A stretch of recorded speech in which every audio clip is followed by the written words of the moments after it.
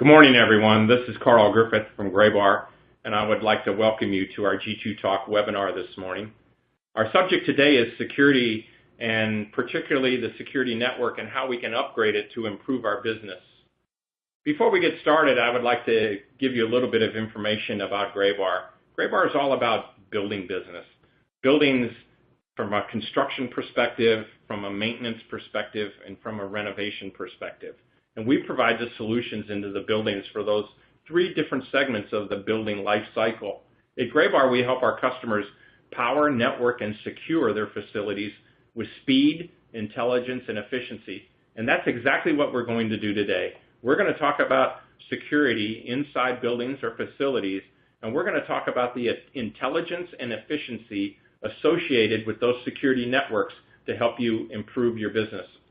Before we get into the presentation, I'd like to do a little housekeeping here just to let you know how the platform that you're viewing works.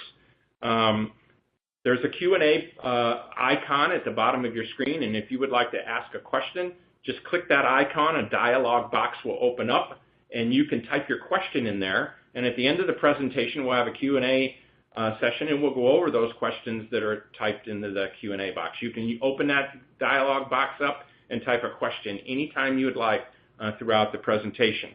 The entire presentation that we have today will be recorded, and it'll be available to you on graybar.com.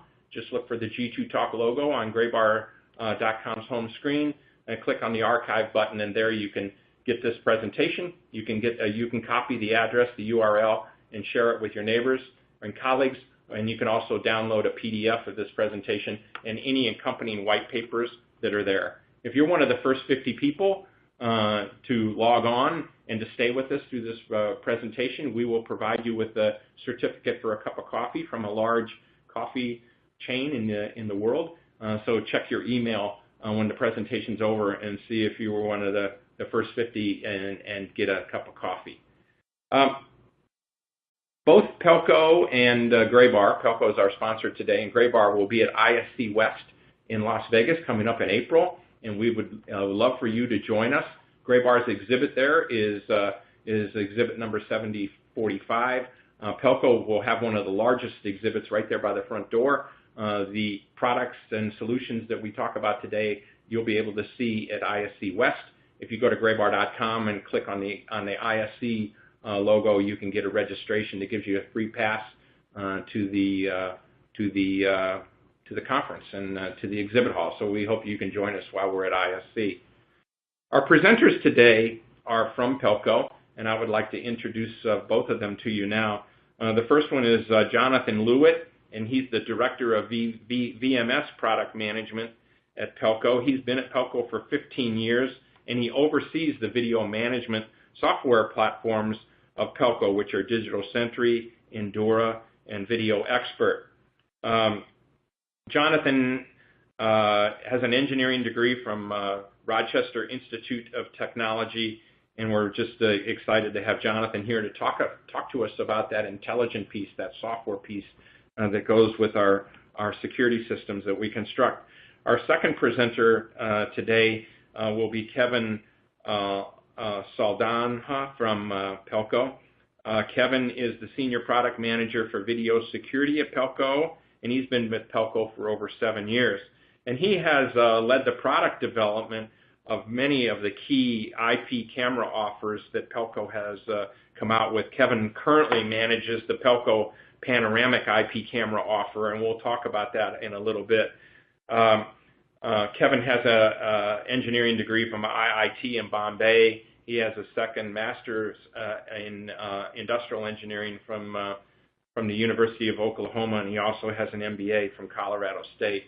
So without any further delays, I'd like to introduce to you Jonathan Lewitt, who will spend some time talking with us about video management systems and the intelligent piece of an IP security camera installation. Thank you for joining us, Jonathan. Thank you for the great introduction. Appreciate the opportunity to be here and talk to everybody about something that's pretty exciting to us here at Pelco. So what we wanted to chat about was harnessing the value of video information. To do that, I'd like to just take a kind of a step back and say, why do people generally put a VMS solution in place? What have been the reasons for that? From our standpoint, when we kind of really dug into that and we tried to distill it into a few quality metrics, it's really about managing the bottom line of your business, and that can be through tracking inventory shrinkage. It can be through property damage, safety audits, and really, maybe more importantly, securing the people that are running your organization. But connecting all of that with visual knowledge, which is really how we experience the world. Broadly speaking, we want to be able to do that from anywhere and have access to video to support those necessary business decisions. No longer is it really just the security office that has access to that video. People use video to sanity check all sorts of different aspects of their facility. It could be to double check on nuisance alarms, to save trips to retail outlets by checking on promotional materials really from the comfort of your home office or the hotel you happen to be in that night, and really expanding the user profile to more generally manage the ongoing operations of a facility and just make it more efficient. And while you do that, you want to be able to do that so that you can focus on running your own organization. Because you know how to run your organization best, but you don't want to have to be distracted by worrying about the upkeep on that video management system. So kind of hand that over to experts and make sure that we're capturing all that video, we're storing it, we provide it back to you when you need it. Ultimately, so you can make informed decisions. As networks expand, expectations are continuing to accelerate. New uses are continually found for what we can do with the video information that's connected across all of our systems. While we expand out, we increase the complexity of the system. We have to maintain a strong, intuitive user experience so that we can allow people to quickly get the information that they need and make the informed decisions and essentially act and close those decisions out. So when we think of a solution to kind of meet those needs, we really look at something that's flexible and scalable, because there are so many different user profiles now kind of pulling into that system. One way to do that is through a complete kind of intuitive end-to-end system. With an end-to-end system, you get the benefit of streamlined experience from really capture point to viewing point and everywhere in between. But along with that, you want to have an open solution built on open standards. This allows you to pull in other products and utilities that might help enhance your experience or more directly align with specific problem sets that you have. But critically, it also ensures that the investments that you made or the investments that you make today will leverage the investments that you made yesterday, and then they will be enhanced by the investments that you make tomorrow. Be able to carry all of that stuff forward and not worry about forklift upgrading to take advantage of the next great technology. And then ultimately, having those standards and driving to that standard of excellence will unify the experience across your portfolio, across your user base, so you're not learning 3, 4, 5 different ways to essentially pull up video and review what's going on across your organization. That leads directly into scalability. When you build out a VMS solution, oftentimes you have single site locations and those grow into multi-site locations or large global corporate deployments. Having appropriate tiers so that you can address the footprint in a small location but scale all the way up to an organization that monitors tens or hundreds of sites across tens of thousands of different cameras is very, very important. So the modularity of the architecture will drive that experience. And then building all that on a single API, not just so that you can pull in additional third-party devices, but so that you can really extend the original intent of the VMS product line. Again, the goal is to connect visual information to the other aspects of your business, and using the API to pull in anything from access control to inventory management, point-of-sale type devices or license plate recognition, or maybe there's some homegrown WebKit that a facility has created to manage their operation in a certain way. To be able to connect those APIs together and seamlessly connect that visual information so people can really connect and see what's going on, that's very crucial. If we scale back to what are the core pillars of the VMS system, because again, it is very easy to expand the focus point into as you start pulling in those different third-party experiences. At the heart of it, that VMS has to be strong in seamlessly capturing video, reliably retaining that video, and then intuitively providing that video back to the customer. Those are the three things that a VMS system needs to do. The challenge is to maintain strength in those pillars while the concurrent load on the system continues to increase, networks expand, and expectations and user models continue to evolve. One of the ways that we've done that at Pelco is through this aggregation architecture. So it's a very modular design that allows us, again, to deploy a very small footprint for tens or hundreds of cameras. As you see here in the diagram, you have essentially one central brain server, the CMG. We call it the Combined Core and Media Gateway, and then it would connect to any of your recorders and pull in cameras. You leverage those same key components to create this middle bar that you see, which is the aggregation layer. So now you can take any one of those cookie-cutter sites and connect them into a larger organization. The importance of the way that our architecture is structured, though, is that it's not a persistent dynamic connection requirement. All of the traffic is routed at runtime as you're trying to pull in the information. So the sites are allowed to run entirely independently of any central authority or any central connection. But wherever you happen to be, if you need access to a specific site or you need access to information from all of your sites, you can log in, pull those video feeds in, pull audit logs in, pull event logs in, manage user accounts, adjust roles and permissions, and then push all of that back out to your connected systems. And you do that by leveraging the same user experience that you would if you were just a single site. So the technology and the architecture components scale very readily, as well as the user experience that we've put together. And you see on the top the user experience components that we've introduced. There's a new Ops Center client that we're calling that will essentially be the evolution of the Endura Workstation or the Digital Sentry Control Point offer.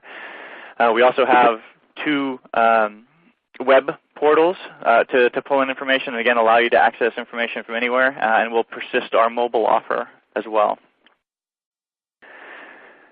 A high-level look at the new VideoXpert experience. So as you can see, it's kind of a big facelift on our existing product lines, and this was a crucial step for us because we had to unify the experience that we had with our small medium business product line, the control point solution, and our top tier Endura workstation experience. What we've been able to do with VideoXpert is create an immersive multi-monitor environment that is driven from a standard Windows operator experience. You drive the system as a simple video appliance, similar to how people might with the VCD, essentially driving that purpose-built CCTV controller experience. But you also have the flexibility of a full-powered Windows environment at your fingertips. And you know that advanced functionality like the investigation workflow you see up here in the top left, we've paid a lot of attention to how an operator is going to pivot as they're moving through their day. Go from passively maybe consuming some video, you have some video up, monitoring specific areas, and then a call comes in, so you drill into detail on a specific set of cameras. Then you can immediately pull into the investigation workspace where you get some more detail, some more knobs that you can pull, and then you start creating your case file. You pull all of the clips together that are going to support that event, and then you pivot into an export mode where you then post that file, and all of that is audited, and you can download that and share that with anybody that you need to share it with.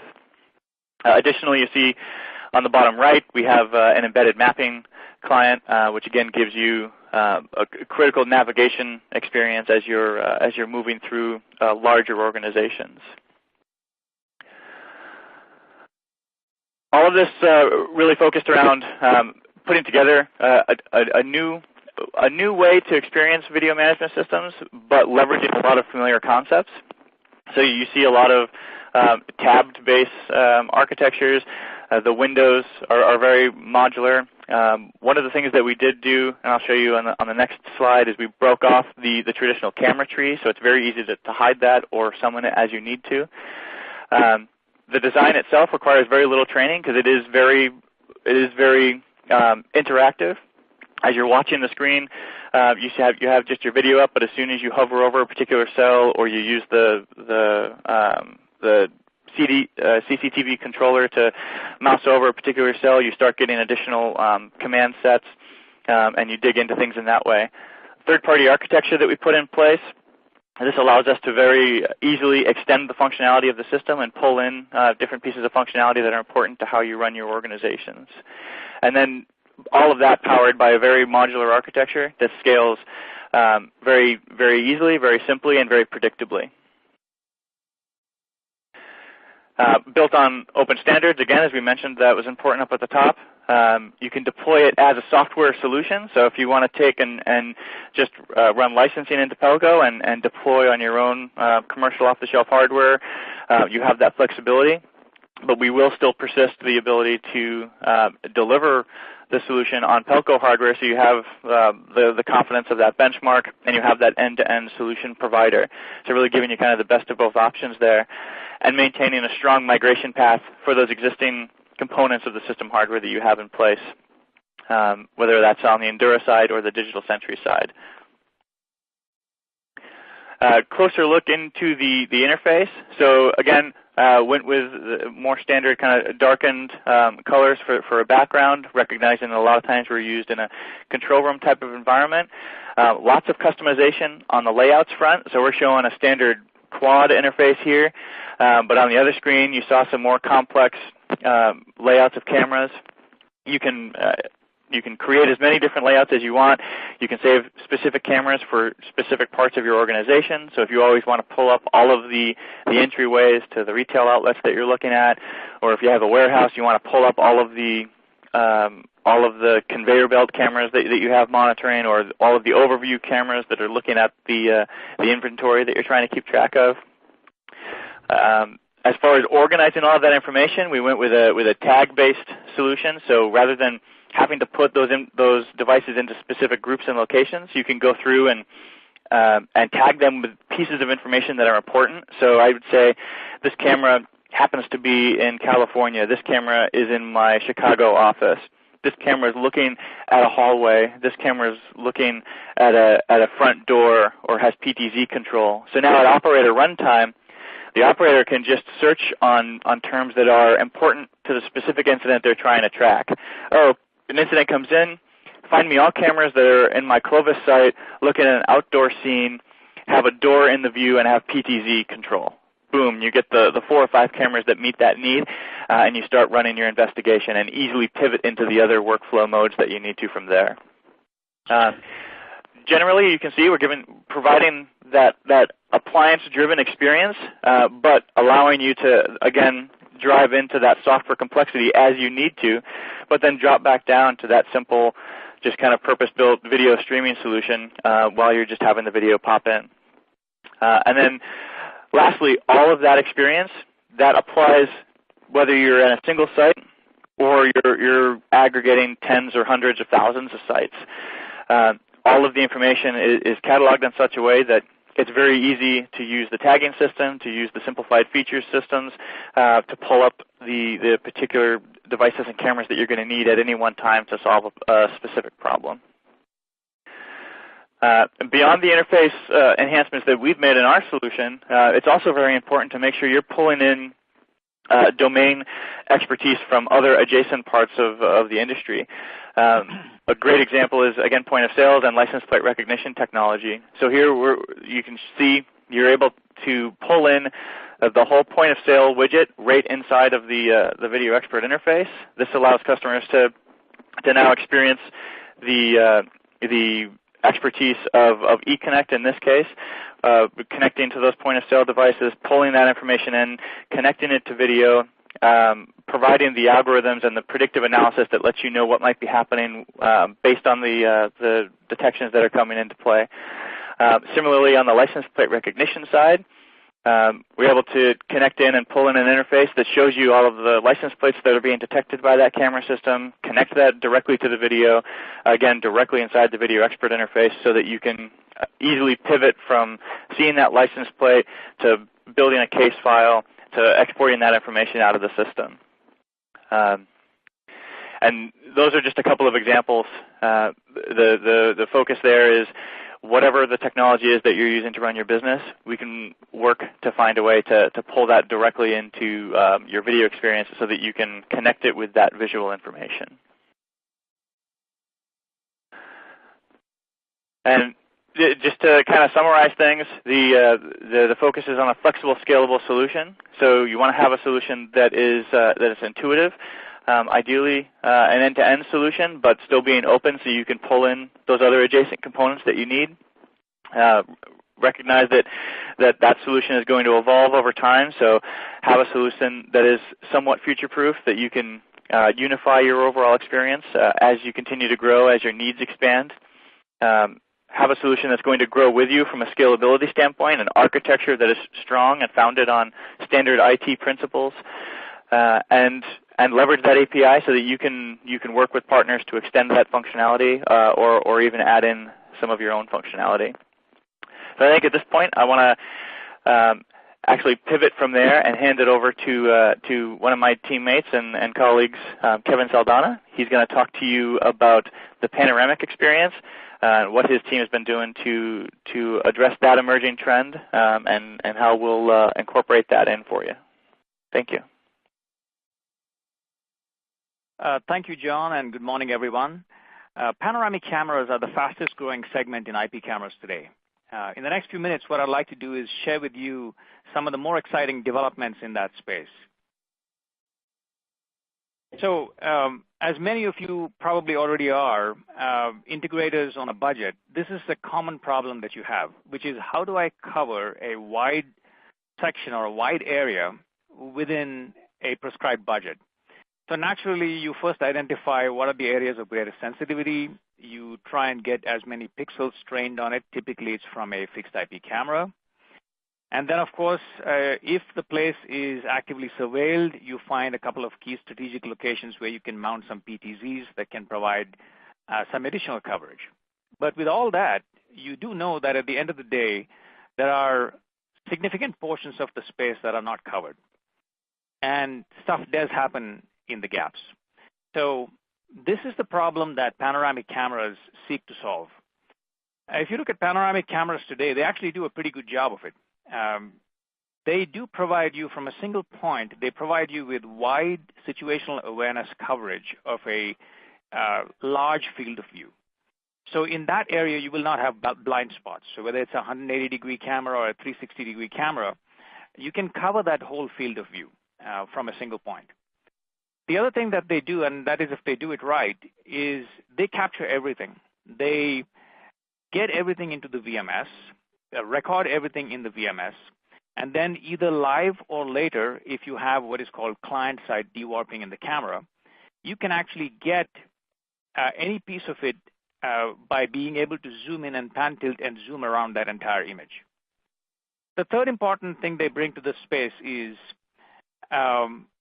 reduction in cost, because from a single mount point, instead of having multiple cameras covering an area, from a single mount point, you can deliver wide field of view coverage. And so your install costs are lower because you have only one cable to pull. And of course, you have better aesthetics, fewer holes to put in ceilings or walls. But at the end of the day, there are still some limitations. So if you look at the space today, there are basically two classes of panoramic cameras. You've got single sensor fisheye cameras, and then you've got what are called multi-sensor tiled cameras. And each has their pros and cons. So if you look at fisheye cameras, they actually provide you with an excellent immersive experience. At a single glance, you can, in that fisheye view, get a sense for what's going on in that whole space. You can also zoom in a dewarped view and look at it much like you would with a PTZ camera into any small piece of it. The challenge that fisheye cameras have is that the resolutions are not that great, especially as you move from the center of the lens to the edges of the lens. it turns out that the optics of fisheye lenses are such that you get the best resolution at the center, but as you go further out towards the periphery, you get degradation in resolution, so fewer pixels on target. And typically, that's where they are needed most, because if you think about where these things are mounted, they're mounted typically on ceilings. You're looking far out, and that's where you need greatest detail. In contrast to that, if you look at multi-sensor tiled cameras, they do indeed provide you with a good resolution because they have, high megapixels, and the resolution is actually uniform across the lensing that they have. The challenge that they have is that they present you with basically, multiple streams, separate streams, disparate streams that you cannot get a intuitive feel for across the entire panorama. So as you can see in the images below, looking at a 360 view here, there's a huge difference in what you can see in a fisheye and how you can represent that in 4 tiled images. So at Pelco, what we've chosen to do is focus our energies on bringing the best of both worlds to bear on this space. And we are coming out with a new range of cameras called the Dragonfly range. And we will deliver what we call the Panomersive experience with it. So not only will we bring in multiple sensors and high megapixels to bear on this problem, but we will also deliver seamless panoramic views and intuitive immersive views to give you basically the best of both worlds in this space. So the range of cameras that we will be coming out with in the next few weeks are 12 megapixel Dragonfly IP cameras. They will be available in 3 different configurations: a 180-degree field of view, a 360-degree field of view, and also a very innovative 270-degree field of view, which is something that you can actually mount on the outside corners of buildings to get a full 270 sweep around the building, right down all the way to the bottom of that building. So let's talk a little bit in more detail about some of the benefits of this technology. So seamless situational awareness. When you see a panoramic scene, you want to see the scene much as you would see it with your own eyes. There are no lines on that scene. You're not getting it in multiple pieces. You're seeing the whole scene all at once, seamlessly, continuously, and that's what we deliver with Dragonfly. If you look at competing solutions, what you are getting, in fact, is 4 separate streams, typically. You have to manually arrange them and place them in order. Sometimes there are discontinuities across the boundaries. The images typically are optimized for different sensors, so you have visual discontinuities across the images. And sometimes you flat out lose information in the gaps between them. So we take away all that, present you with a total continuous seamless view that gives you the whole situation at a glance. The next thing that we do is across that entire panorama, you can, at the VMS, get multiple immersive views. So it could be, depending upon the the processing power of the VMS, you can get multiple immersive views.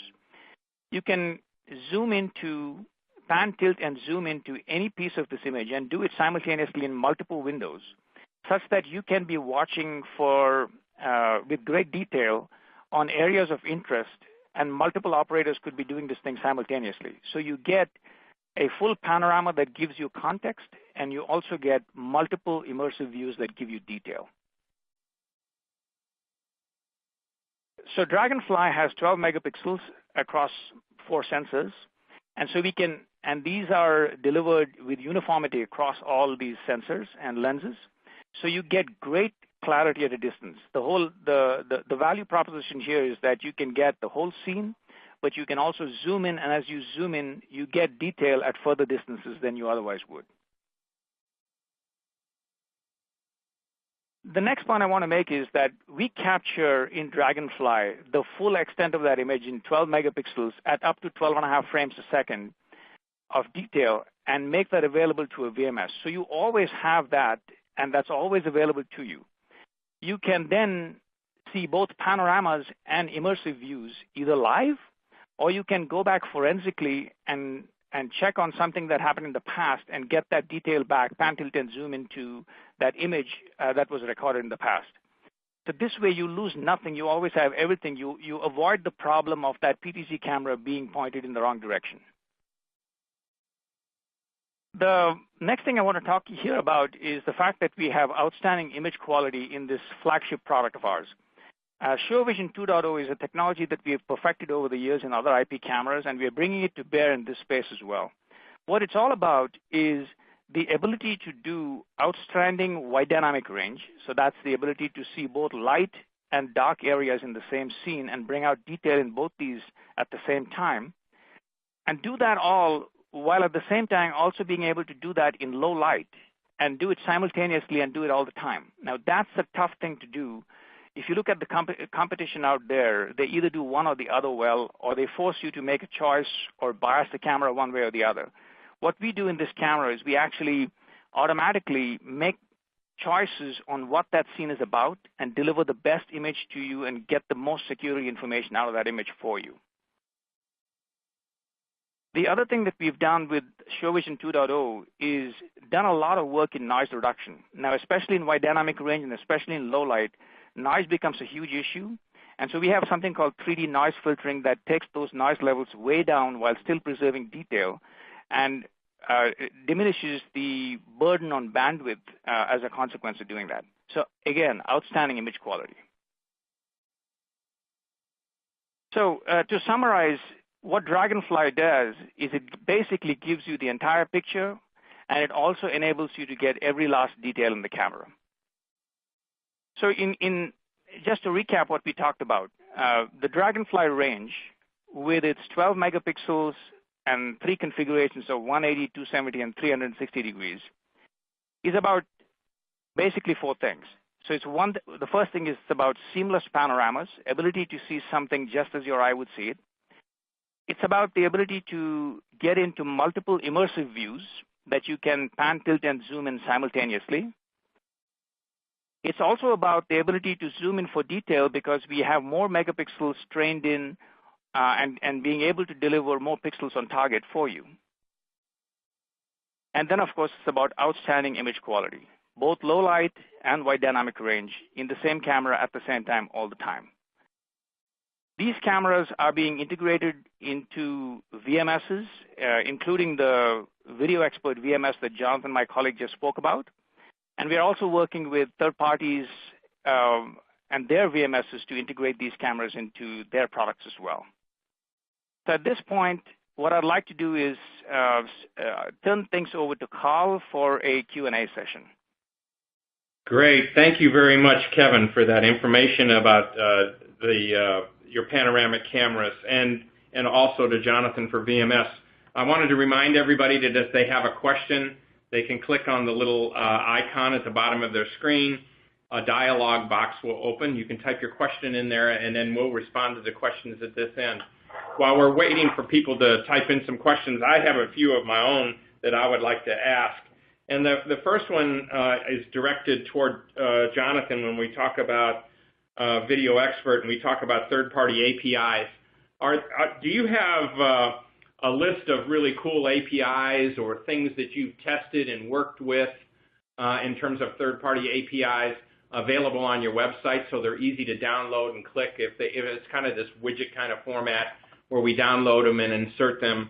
Do you have a list of really cool ones that you've already worked with that work well with your system, and are they available to us? Yeah, so that's a great question. We do have the Partner First website. That's where all of our existing integrations have been tracked with Digital Century and Endura. And as we get closer to our formal launch of VideoXpert, which is April 15th, and we'll be debuting it at the ISU West show, as you mentioned, the website will be updated to include the specific work we've done with partners leading up to the launch of VideoXpert. I can tell you the partners that we worked with closely to make sure that we have integrations ready for our launch are, I mentioned eConnect and PlateSmart during the presentation. So that's a point-of-sale solution and a license plate recognition solution. We're also talking with Agent VI on the video analytics side of things. We're talking to our brothers and sisters in the Continuum world within Schneider. We're talking with, I believe, AMAG. We are having discussions with Software House, although I don't believe that's going to be ready for April 15th, but those discussions are moving along. And we're also working with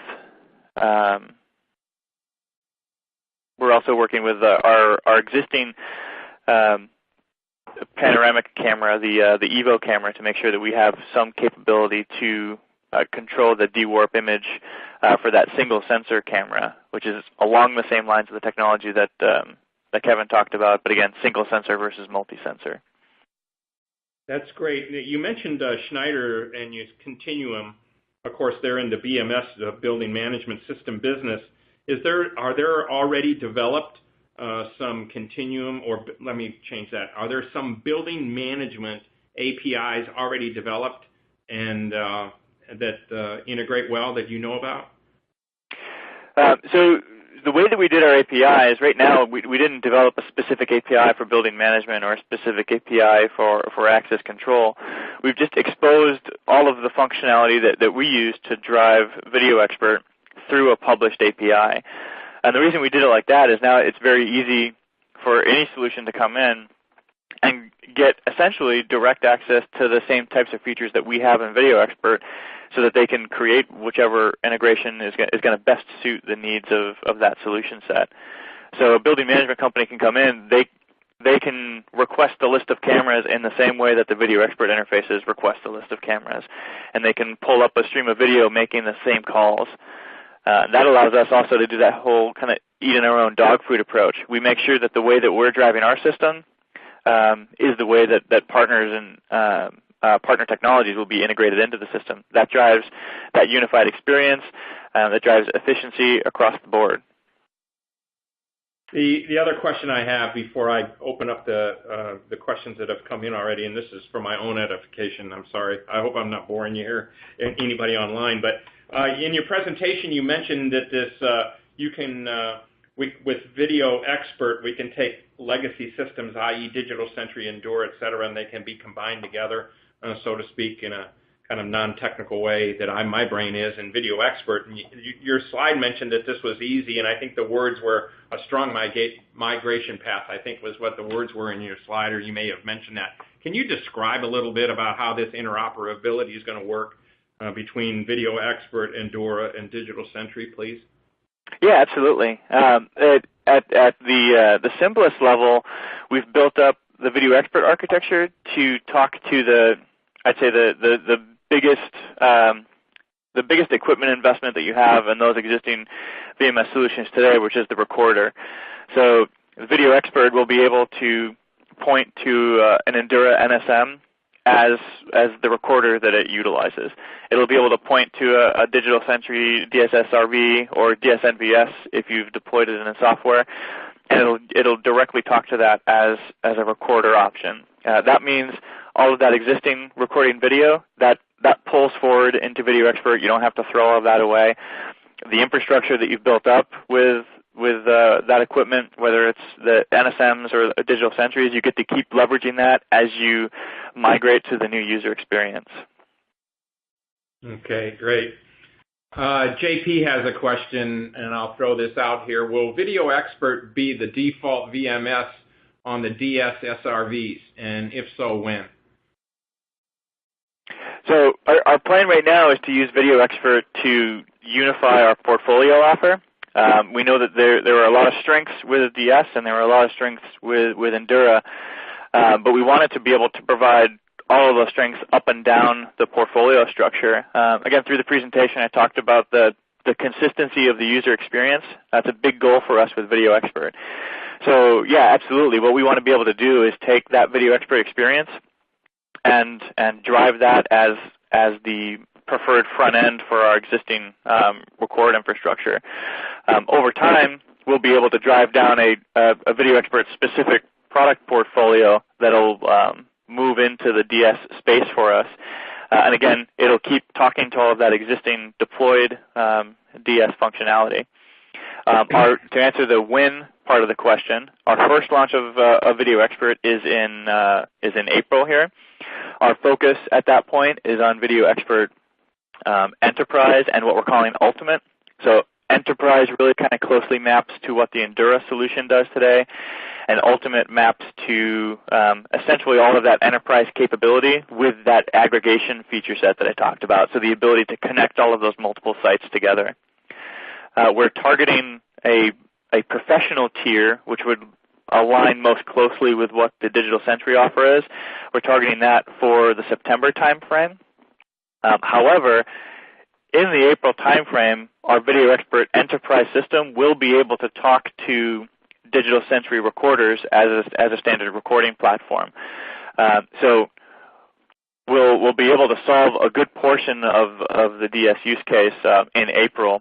But as far as having a kind of a self-contained recording solution, that's targeted more for the September timeframe. Great. Thank you very much.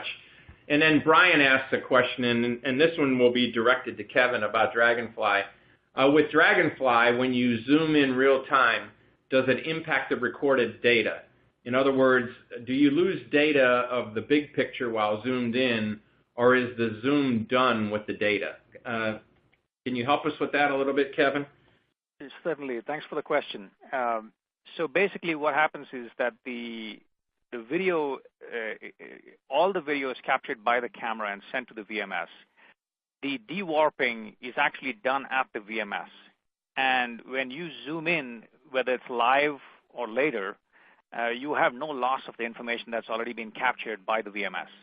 So to answer your question directly, there is no loss of information. You get both all recorded video. You're recording everything in its totality, all 12 megapixels of it at 12.5 frames a second if you so choose. And you are also able to zoom in into multiple views of the same image simultaneously, all at the VMS. The dewarping is what is called client-side dewarping. It happens at the VMS. All right, great. I wanted to remind everybody that if you have a question, all you have to do is click on the icon at the bottom of your screen, type your question in, and we'll get it at our end, and we'll represent it to our experts to get the question answered. I have another question about the availability of Dragonfly. I'm assuming the official announcement for Dragonfly will occur at ISC West. Will 180, 270, and 360 all be available at the same time, and when do you expect them to be available, Kevin? Yeah, you're quite right, Carl. This is, in fact, a pre-announcement to this audience. Our official announcement is indeed at ISC West. The 180-degree cameras will be available in June. The 270 and 360 will be shipping in September. All right, great. And then this is for both of you, a question that I have. In terms of product development, et cetera, you've had these systems, both VideoXpert and Dragonfly, in real-life installations. Do you have any information on reference deployments so that we have some information if we want to talk to a client or an integrator about it? Do we have reference information available where it's already been deployed and you guys have been playing with it? So this is Kevin. Let me just jump in on this one here. We are actually in the process of doing beta tests right now, both internal as well as customer-side beta tests. And as those unfold, we will get information from those. That will be the start of reference sites. And of course, once we start selling these products in the market and they have been deployed for some number of months, we will have a broader set of reference sites available as well. As those become available, we will certainly make that information available to you so that if there are customers there who would like to see how they have been used in the past by other customers, we can certainly share that information. Great. A question did come in about will the presentation be made available to share, and the answer to that is yes. If you go up to graybar.com and click on the G2 Talk logo, you'll see a little archive button there. If you click on it, you'll see the archived presentation. You can click on it then and you can copy the URL and share it, get the presentation live, or you can download a PDF of this presentation and share it that way, whatever you like. I don't have any questions coming in beyond the ones that we've already asked. I want to take this time to thank Jonathan and Kevin from Pelco for being with us today. It was an excellent presentation. I want to remind everybody that all of this stuff that we heard about right now is available for you to feel in touch and look at ISC West. Pelco and Graybar will be there. Jonathan and Kevin will be at ISC West, so if you'd like to shake hands with the presenter, they'll be there. We'd enjoy chatting with you at the exposition in Las Vegas next month. Again, Jonathan and Kevin, thank you very much. To all the folks that were online with us today, have a great day. Check your email. You might find a coupon for a cup of coffee in your email today. Have a great day, everyone.